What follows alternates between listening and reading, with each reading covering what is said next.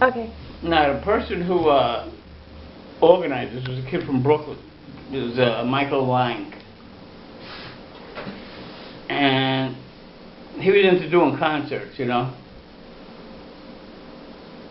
And it was funny, after Woodstock, things started to change. The people who were doing drugs got into more addictive drugs, like heroin and things like that.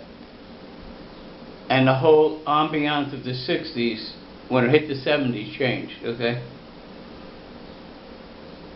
In fact, I think he was responsible for the concert where the Rolling Stones were at, and they hired Hell's Angels. Oh. And people got killed. The Hell's Angels killed people. Out west, it was. I forget the name of the town it was in.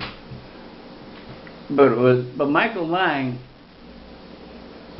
40 years later, I went to the reunion, the concert at Woodstock. I brought my family with me. And I was talking to some guy, and I says, "Is Michael around?" He says, "I seen him a little while ago down the hill." I said, "Did you thank him?" And he said, "Yes, but I knew that he wasn't telling me the truth." Yeah, I could tell by the way he said it. Because, I mean, he was responsible for putting the whole thing together. I mean, if you read about what he went through to put this concert together, it was incredible. Incredible.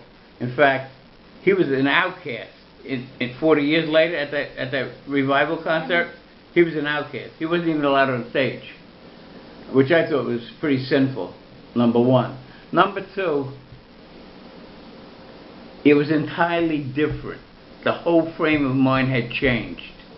Okay?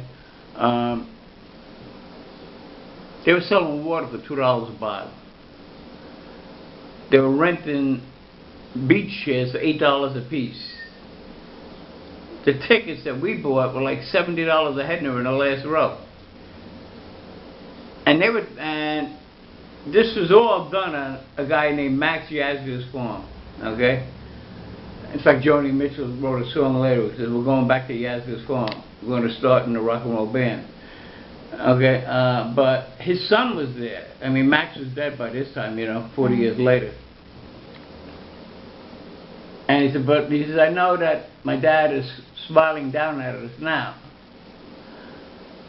And I wanted to yell out, but you people lost the whole concept of what it was all about. It wasn't about making money. Okay? These people that run this now down in White Lake,